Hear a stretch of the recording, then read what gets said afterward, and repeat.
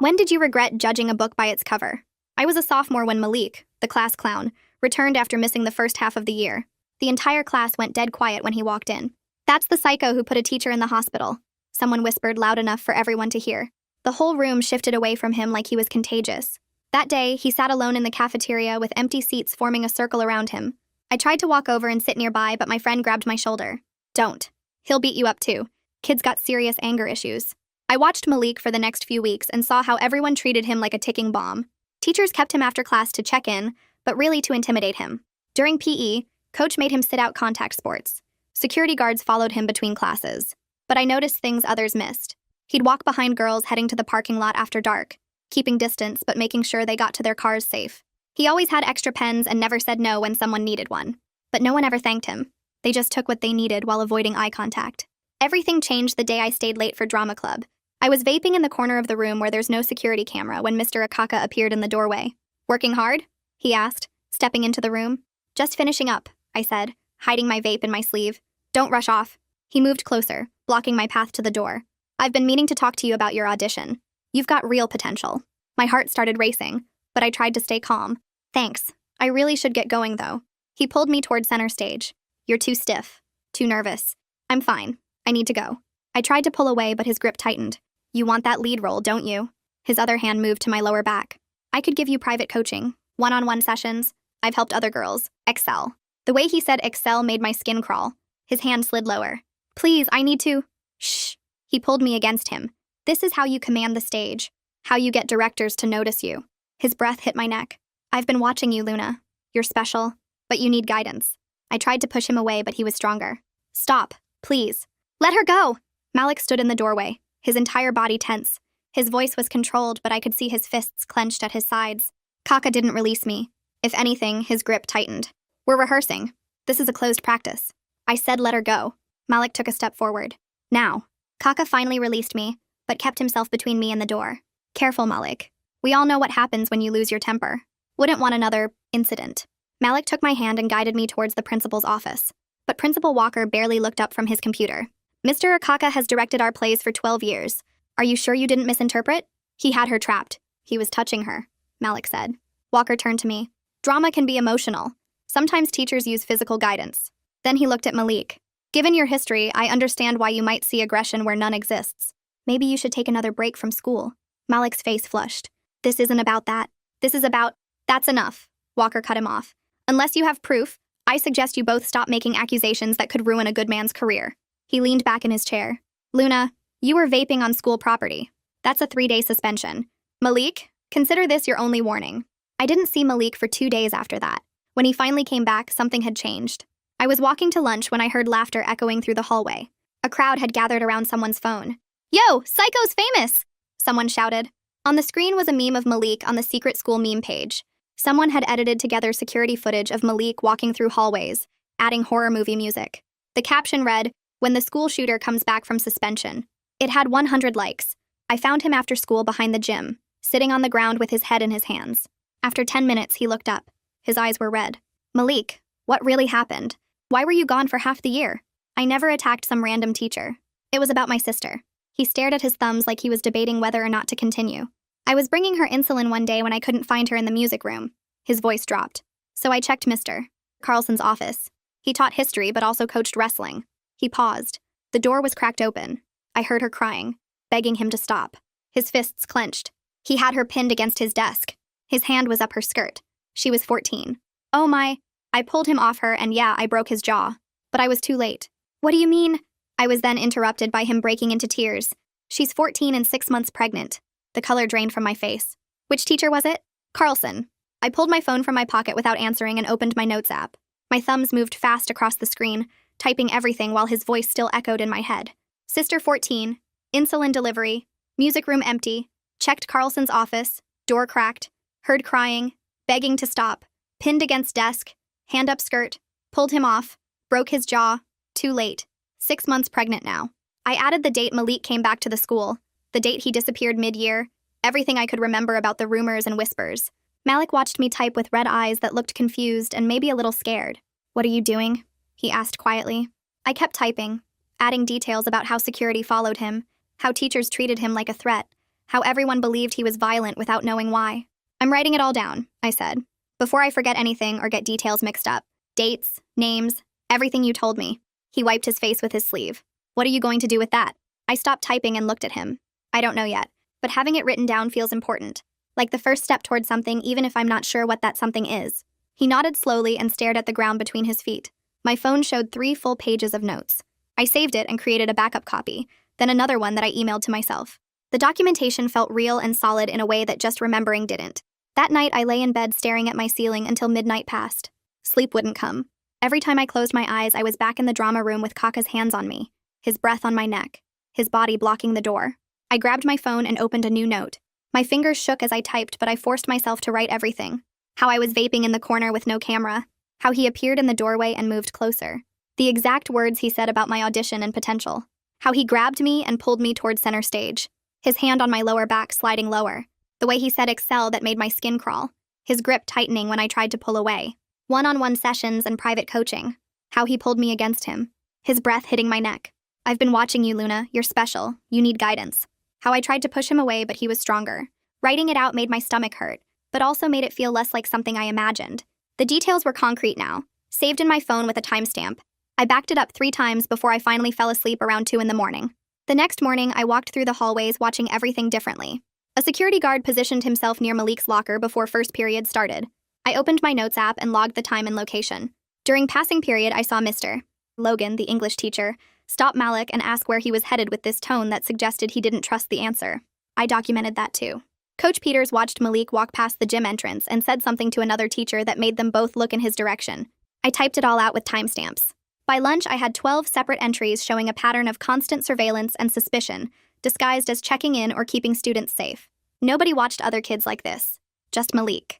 I created a new folder on my phone called Evidence and moved all my documentation there. In drama class, Kaka stood at the front of the room announcing winter production auditions like nothing had happened. He talked about the show with his usual energy, gesturing and making jokes that got people laughing.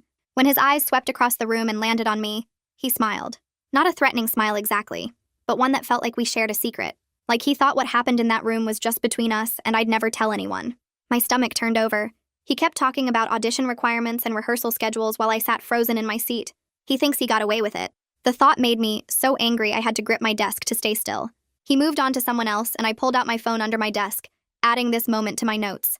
His confidence, his smile, how he acted completely normal. That afternoon, I texted my friend that I felt sick and couldn't make drama club. First time I'd ever skipped. Instead, I sat in my car in the parking lot with my phone, searching Title IX policies and student rights. I found the district website and clicked through pages about harassment and discrimination. There was supposed to be a coordinator who handled these complaints separately from the school administration. Someone outside Walker's control.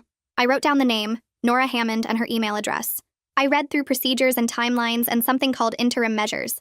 The language was formal and hard to understand, but I kept reading, taking notes on my phone about reporting options and what counted as retaliation.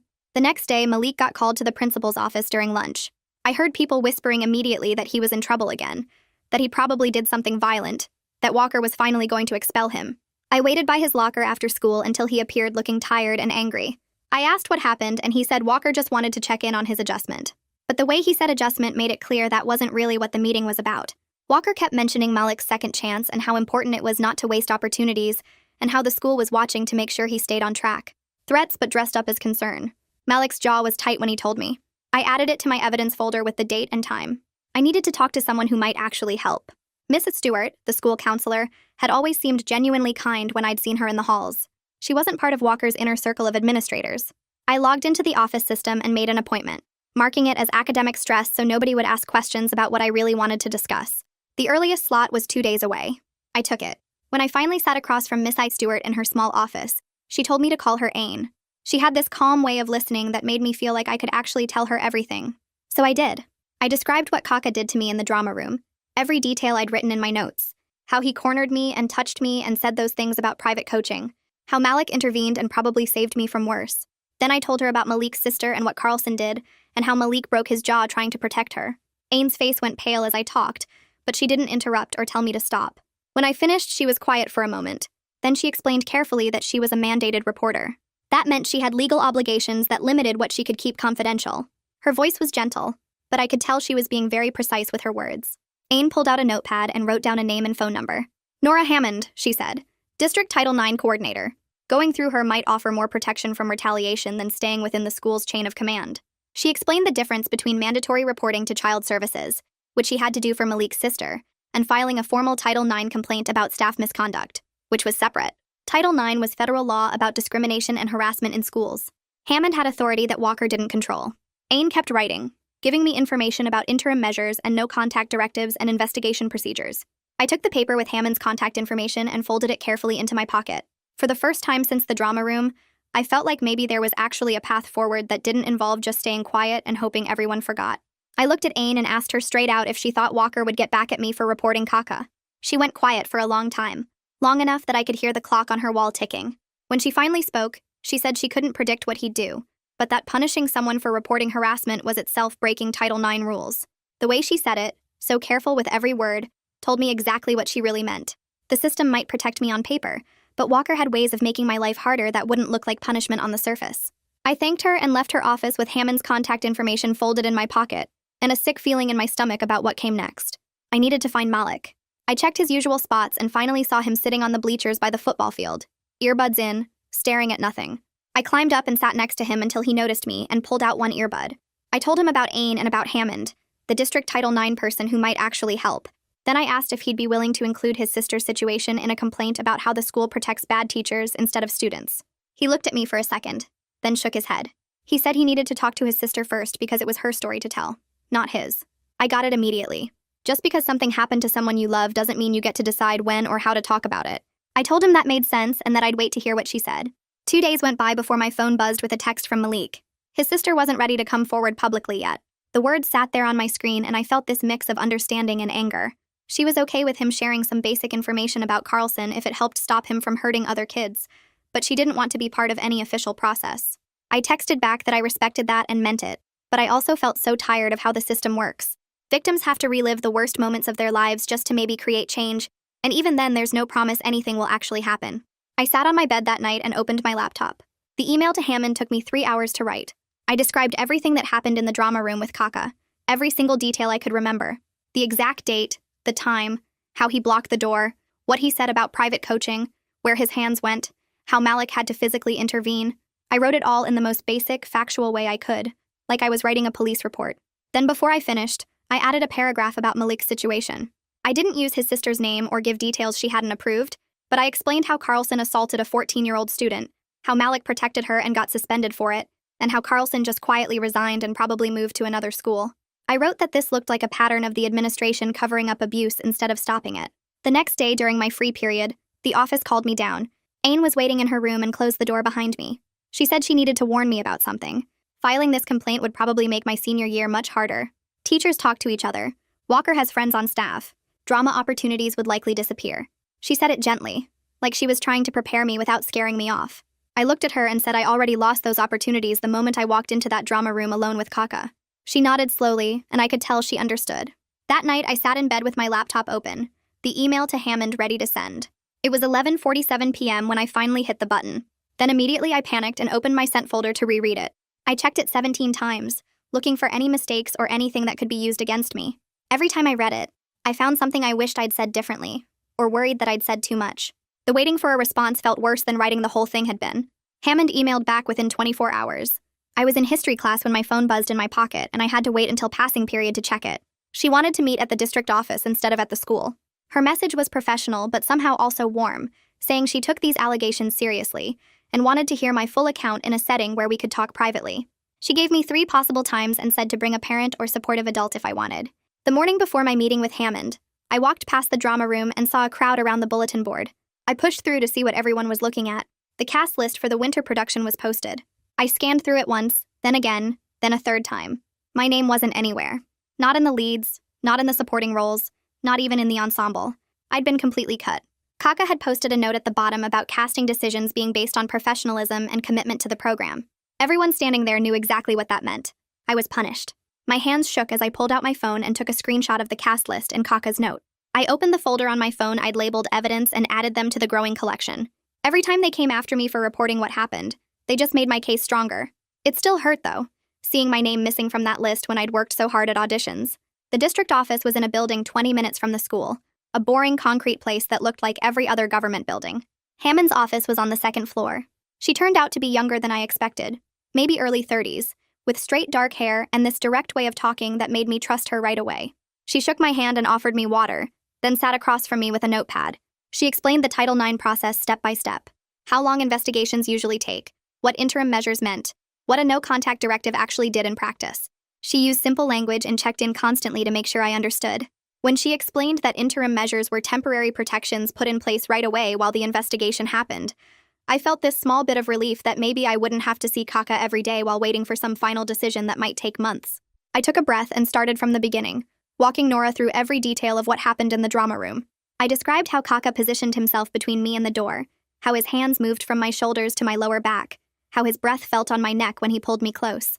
Nora's pen moved steadily across her notepad, her face calm and professional, but I watched her jaw muscles tighten when I got to the part about him saying he'd been watching me. I told her about going to Walker's office with Malik, about how Walker dismissed everything as misinterpretation and suspended me for vaping instead of investigating Kaka. I explained about the cast list posted after I filed my complaint, how my name was completely missing with Kaka's note about professionalism and commitment.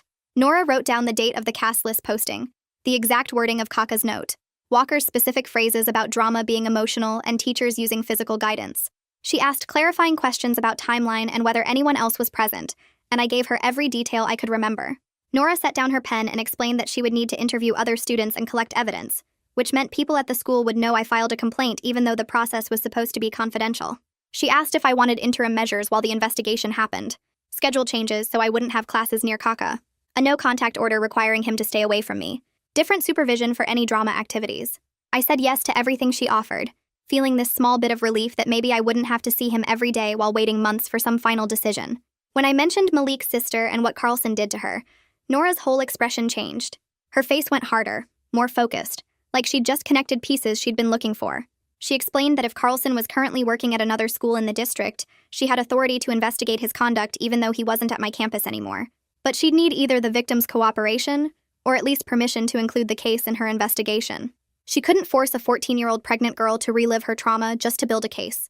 I understood that, even though part of me wanted every piece of evidence possible to show the pattern of how this school protected predators. After the meeting, I sat in my car in the district office parking lot and texted Malik. I explained about Nora and the investigation and asked if his sister might be willing to talk to Ain about support options, with no pressure to participate in anything formal. He texted back 20 minutes later saying he'd talk to her. The goal was giving her resources and control over her own story, not pushing her toward actions that might hurt her more. Back at the school the next day, I noticed Kaka watching me during the passing period between third and fourth period. He was standing near the main hallway intersection, not quite in my path, but close enough that I had to see him. His expression wasn't angry or threatening. It was calculating, like he was trying to figure out what I was planning or what I'd already done. I kept my face blank and pulled out my phone as soon as I turned the corner, typing a note with the date, time, location, and what I observed. I started a new document in my phone labeled Kaka Sightings and added it to my evidence folder. At lunch, a junior I barely knew approached my table. Jasper Flores ran the school newspaper and had this intense way of looking at you like he was analyzing everything you said. He asked if I'd noticed the pattern in the meme page posts about Malik. I said I'd seen some of them but hadn't been tracking them closely. He pulled out his phone and showed me a spreadsheet with columns for post times, engagement rates, and the accounts that consistently liked and shared the most vicious content. He'd been documenting every anti-Malik post for weeks, tracking which accounts interacted with them and how quickly they spread. Jasper explained he was investigating the meme page for a story about cyberbullying and institutional responsibility. He'd noticed that several accounts engaging heavily with anti-Malik content also followed school administrator accounts. It wasn't proof that administrators were involved or encouraging the harassment, but the correlation was suspicious enough to pursue. Some of the accounts that liked every school shooter meme also liked posts from the official school athletics account, the official principal's account, the school security account. The overlap was too consistent to be random. I made a decision to trust him with part of my story, not the assault details, not anything that would identify me before I was ready, but the general pattern of how the school retaliated against students who reported staff misconduct, how they protected certain teachers by transferring them instead of firing them, how they punished victims for speaking up while the adults who hurt them faced no real consequences. Jasper listened carefully, asking specific questions about timeline and documentation. He said he'd heard similar stories from other students, but no one had been willing to go on record. Everyone was too afraid of retaliation, or too convinced nothing would change anyway. 3 days later, Principal Walker called me to his office. The summons came through a hall monitor during English class, saying Walker wanted to see me for a professionalism discussion about my attitude in recent weeks. It was obviously retaliation, but hard to prove since he could claim any reason for wanting to meet with a student. I remembered what Ain taught me about my rights, and asked if I could bring a supportive adult to the meeting. Walker's expression went sour over the phone, but he agreed, setting the meeting for the next morning. Ain sat beside me in Walker's office, her notepad open on her lap and her pen ready. Walker spent 20 minutes lecturing me about respecting teachers and not spreading rumors that could damage careers. He said students sometimes misinterpret normal interactions and turn them into accusations that ruin good people's lives. He talked about how important it was to think carefully before making claims that could have serious consequences. When he used the word defamation, Ain interrupted him. Her voice stayed calm but firm as she clarified that I had a legal right to report misconduct without being labeled a liar. That filing a complaint wasn't defamation. That retaliation against students who report harassment was itself a violation of Title IX. Walker's face flushed, but he backed down slightly with Ain there taking notes on everything he said. Walker stood up, signaling the meeting was over. I grabbed my backpack and followed Ain out into the hallway where fluorescent lights buzzed overhead. She walked me to the counseling office without saying much, but once we got inside and she closed the door, she pulled out a business card.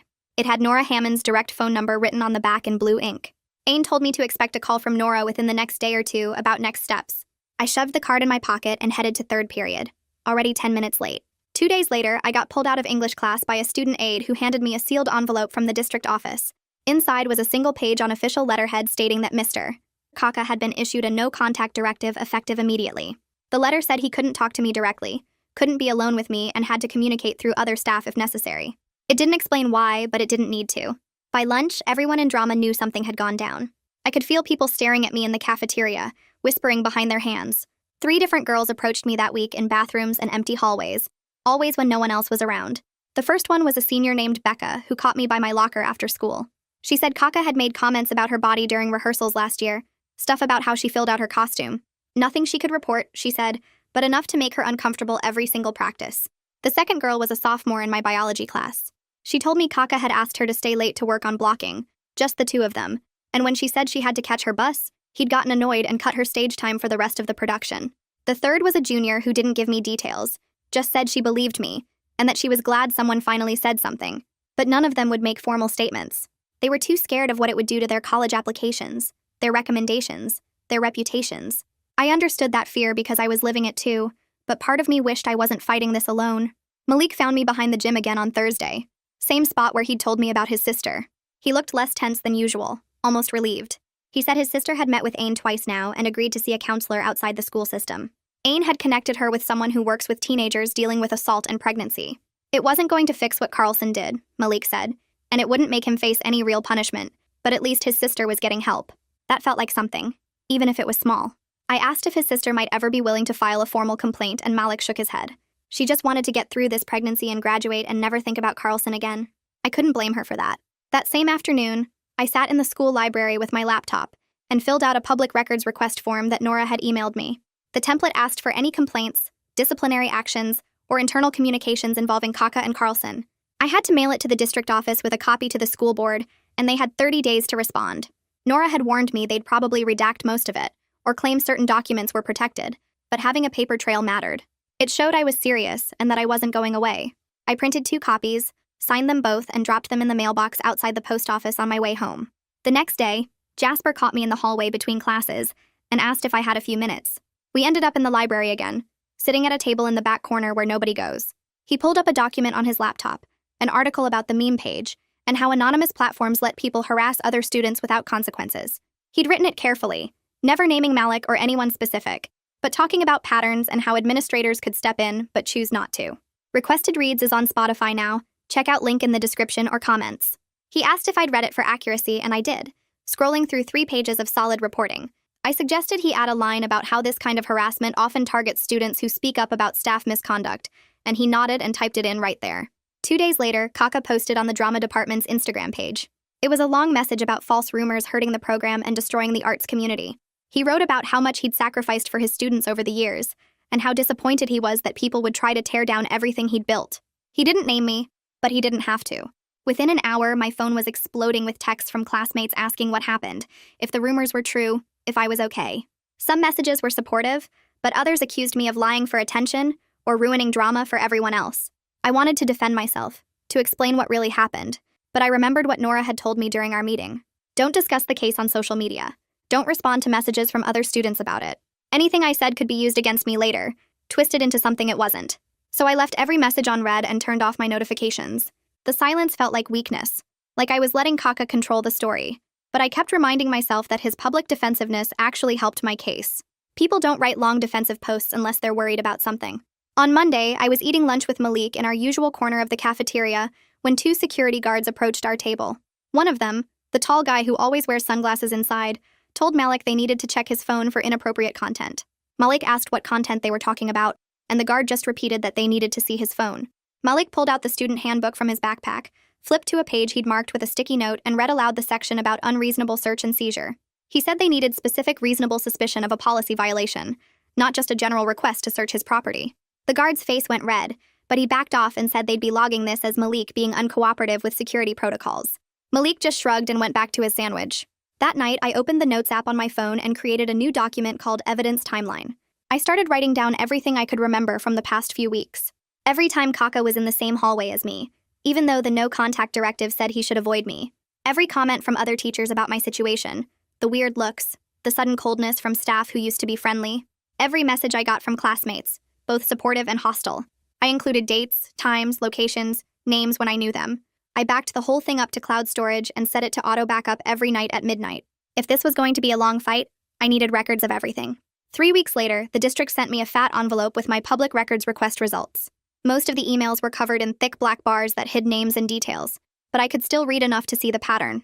At least 3 different parents had complained about Kaka over the past 4 years, all using words like uncomfortable, too friendly, and boundary issues. Each complaint got stamped with the same response at the bottom. They all said the problem was resolved through counseling and professional development, which clearly meant nothing actually changed since Kaka kept teaching, and I ended up trapped in that drama room. I took photos of every page, even the redacted ones, and added them to my evidence folder with notes about what I could see. The complaints went back further than I expected, which meant the school knew about this for years and just kept letting him work with students. That same afternoon, Jasper texted me that Walker called his advisor into the office. Miss Fleming taught journalism and supervised the school paper, and according to Jasper, Walker tried to pressure her into killing the meme page story before it went to print. Miss Fleming told Walker that student journalists have editorial independence as long as their content is factual and not libelous, which this story definitely was since Jasper had documented everything carefully. Walker apparently got mad and threatened to reconsider the newspaper's funding next year, but Miss Fleming didn't back down. She told him that threatening to defund the paper because of editorial decisions would be a First Amendment violation, and she'd be happy to discuss that with the school board if necessary. Jasper said Walker's face went red, but he dismissed Ms. Fleming without actually forcing her to kill the story. It felt good knowing at least one teacher was willing to stand up to the administration, even if most of them just went along with whatever Walker wanted. The next day, one of my English teachers pulled me aside after class. He glanced around to make sure no one else was listening, then told me quietly that union protections make it really hard to fire tenured staff, even when complaints are real. He explained that teachers have contracts and representatives who fight any disciplinary action, and that the process takes months or even years if someone decides to fight back. He never said whether he believed what happened to me, but the way he was talking felt like he was trying to prepare me for Kaka not actually getting fired. He told me to focus on protecting myself rather than expecting the system to work the way it should, which was depressing but probably realistic. I thanked him for being honest, even though I didn't want to hear that Kaka might just get away with everything. Later that week, Nora emailed me with better news. She'd arranged for me to have after-hours access to the drama room, but only with Miss Fleming supervising instead of Kaka. This meant I could still work on technical theater stuff like lighting design and set construction without being alone with him or having to give up drama completely. It wasn't the same as performing or being in the productions, but it was something, and it showed the district was taking the no-contact directive seriously. I met with Miss Fleming after school to go over the schedule, and she was really nice about the whole situation. She didn't ask questions about what happened, just told me she was glad to help, and that she'd make sure I had space to work safely. Having one small piece of drama back made me feel a little less like I'd lost everything, even though I knew it was just a temporary fix until the investigation finished. A few days after that, my phone buzzed with a message from an Instagram account I didn't recognize. The account had no posts and no profile picture, just a generic username that looked random. The message included a screenshot of a text conversation between Kaka and some student whose name was blocked out. In the screenshot, Kaka was asking the student to stay after school for extra rehearsal at 8 p.m., which was way past normal activity hours when other people would be around. The students' responses were nervous, asking if other people would be there, and Kaka kept saying it would be one-on-one coaching for personalized attention. My stomach turned reading it because it sounded exactly like what he'd said to me about private coaching sessions. The anonymous account sent another message saying they couldn't come forward officially because they were scared of retaliation, but they wanted me to know I wasn't the only one. I sat there staring at my phone, feeling sick, but also relieved that I had proof this wasn't just about me. I forwarded the screenshot to Nora right away with a note explaining it came from an anonymous source who was afraid to report officially. I told her I didn't know who sent it or who the other student was, but that the conversation showed Kaka was still trying to get students alone even after my complaint. Nora wrote back within an hour saying she appreciated me sending it, and that even secondhand evidence helps establish a pattern of behavior. She said she'd been reaching out to current and former students as part of her investigation, and that several people had shared similar stories about Kaka's boundary issues. None of them wanted to file formal complaints, but their accounts were helping build the case that this was a pattern, not just one misunderstanding. Knowing other people had experienced this made me feel less alone, but it also made me angry that so many students had been uncomfortable around him for so long without anything changing. The next Monday, I was walking to lunch when I saw Malik standing near a group of seniors who were all laughing at someone's phone. I got close enough to see they were looking at another meme post about him, this one with his face photoshopped onto some violent movie character. Malik's whole body was tense and I could see his hands starting to curl into fists. I grabbed his arm before he could move toward them and pulled him away from the group. I reminded him quietly that this was exactly what they wanted, for him to lose control and prove their dangerous psycho story right. He took a deep breath and I watched his shoulders drop slightly as he forced himself to relax. Instead of confronting them, he pulled out his phone and took a quick photo of their faces and started typing notes about what they were saying. He was documenting it the same way I'd been documenting everything about Kaka, building evidence instead of reacting. We walked away together while the seniors kept laughing, not even noticing we'd been there. 2 days later, Jasper's article came out in the school paper. The headline was something like, "Anonymous Platforms and Institutional Responsibility," and the whole piece was really professional and careful. He cited research about cyberbullying and how administrators can be held liable when they know about harassment but don't stop it. He never named Malik or the meme page specifically, but he included enough details that everyone knew exactly what school and situation he was writing about. The article talked about how targeted harassment is different from general free speech, and how schools have a responsibility to protect students from hostile environments. He even quoted some legal cases about schools getting sued for ignoring online harassment. Reading it made me proud of Jasper for putting together something so solid that Walker couldn't just dismiss as gossip or drama. The backlash started almost immediately. By lunch, students were posting free speech memes and accusing Jasper of trying to censor everyone. Someone made a post saying the school paper was becoming thought police, and it got like 200 likes in an hour. Walker sent out an email to all students and parents that afternoon about supporting open dialogue and respecting diverse viewpoints, which completely missed the point about targeted harassment being different from general expression. His statement made it sound like the administration was being neutral, but really they were taking the harasser's side by acting like this was just a difference of opinion instead of bullying. Jasper texted me saying he expected the backlash, but it still sucked to see so many people defending their right to mock someone. I told him his article was good, and that the people who mattered would understand what he was trying to say. By Friday, I felt completely exhausted. I'd been documenting everything, forwarding evidence, attending meetings, and dealing with the constant stress of seeing Kaka in the hallways for weeks now. Nothing felt like it was actually changing. Kaka was still teaching, Walker was still principal, and the investigation seemed to be moving at a crawl. I went to see Aine during my free period and just told her I was tired of fighting when nothing seemed to be happening. She listened while I vented, then reminded me gently that Title IX investigations typically take months, not weeks. She explained that Nora was collecting evidence and interviewing people, and that these processes have legal requirements that take time. Aine pointed out that interim measures were already protecting me even if final outcomes hadn't arrived yet. The no-contact directive, the supervised drama access, the documentation we were building were all real things that mattered. I knew she was right, but it was hard to feel like progress was happening when every day still felt like a struggle. The email from Randolph Cole arrived Monday morning with a formal subject line about scheduling a status meeting. He wanted me, Nora, and my parents at the district office Thursday afternoon to discuss where things stood with the investigation. I forwarded it to my mom, who called me during lunch asking what investigation, and why this was the first she was hearing about district involvement. I'd told my parents some of what happened, but not everything. Not the full details about the drama room or how Walker handled it or how deep this all went. Explaining it over the phone felt wrong, so I just said we'd talk about it at the meeting and that Nora would be there to help explain the process. My mom's voice got tight in that way it does when she's trying not to freak out, and she said my dad would definitely be taking off work for this. Thursday came too fast. My parents picked me up early from the school, both of them quiet in the car, and I could feel the questions they weren't asking yet. The district office building looked like every other administrative building, all beige walls and fluorescent lights, and that weird smell of copy machines and industrial carpet cleaner. Nora met us in the lobby and shook my parents' hands, her professional smile not quite reaching her eyes. She led us to a conference room where Cole was already waiting with a leather folder and a legal pad covered in notes. He stood up when we entered, extending his hand to each of my parents with practiced sympathy. His suit was expensive, his handshake firm, and everything about him screamed lawyer, even though his title was something about risk management and compliance. We all sat down around the table, my parents on either side of me, Nora across from us, Cole at the head like he was running a board meeting. He started by thanking us for coming and expressing how seriously the district takes all allegations of staff misconduct. Then he opened his folder and the questions began. He asked when exactly the drama room incident occurred, and I gave him the date. He asked who I told immediately afterward, and I explained about going to Walker with Malik. He made a note. He asked if I had any physical evidence, any texts or emails from Kaka, any witnesses besides Malik who saw what happened. I said no to the physical evidence, yes to Malik as a witness, and explained that Kaka was careful about not leaving digital trails. Cole nodded like he expected that answer, making another note.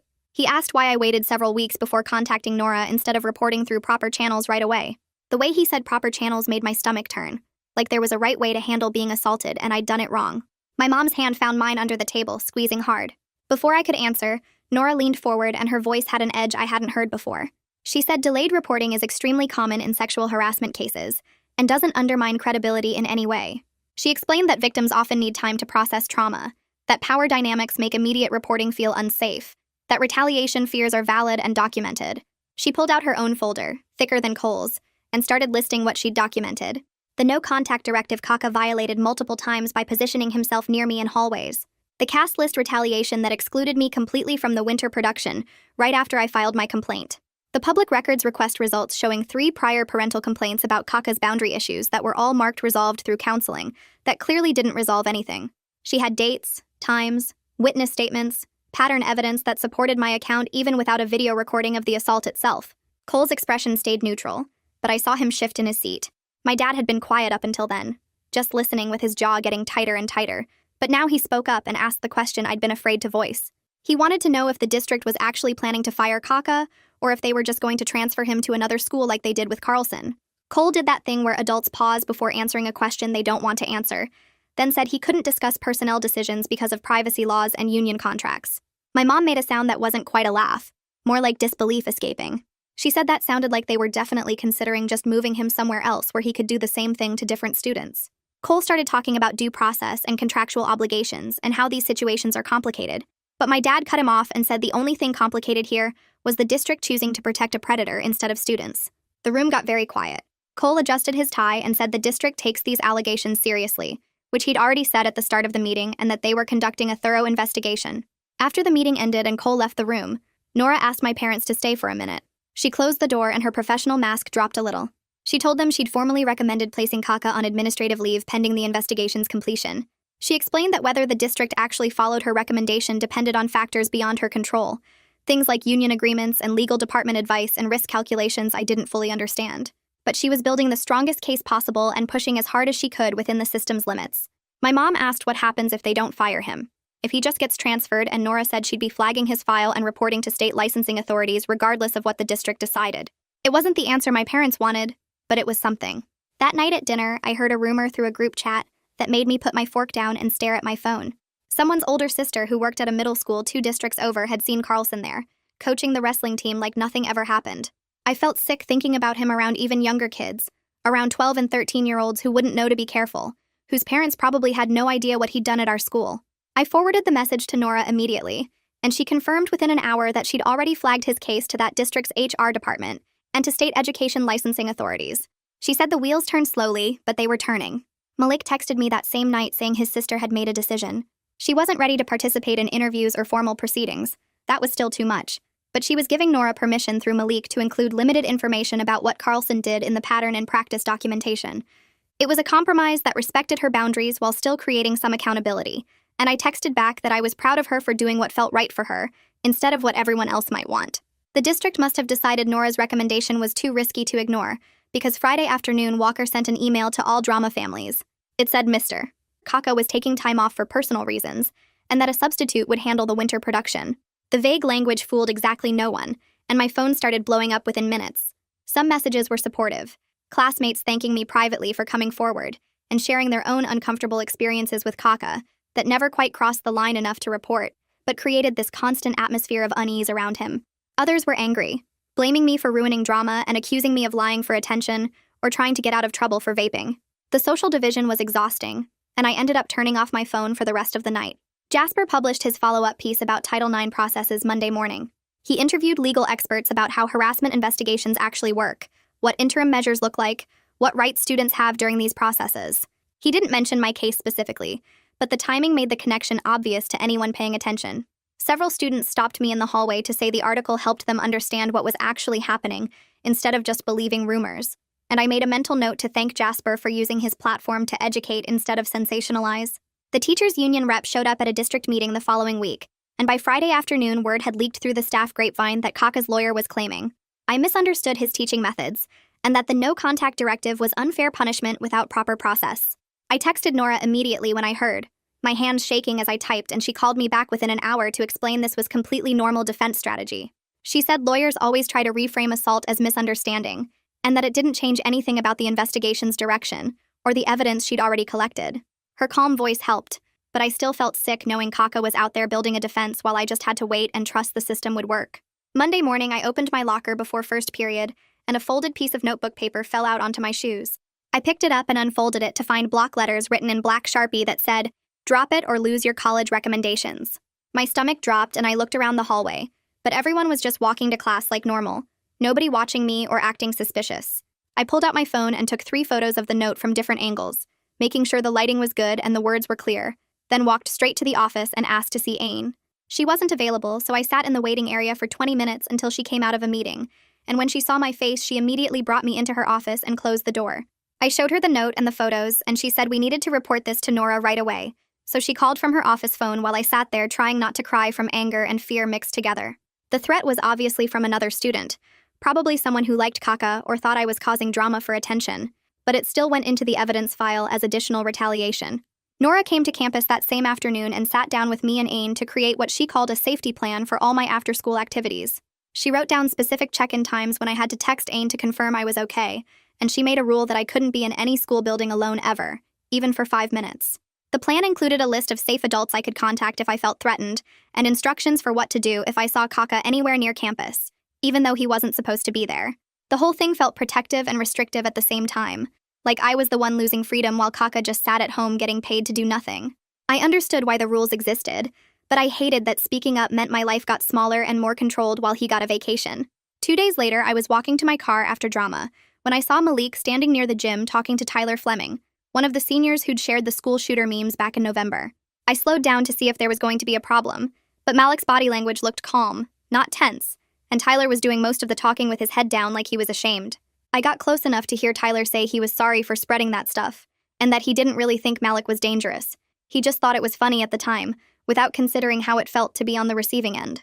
Malik nodded and said he accepted the apology, his voice quiet but steady, and Tyler walked away looking relieved that Malik hadn't yelled at him or worse.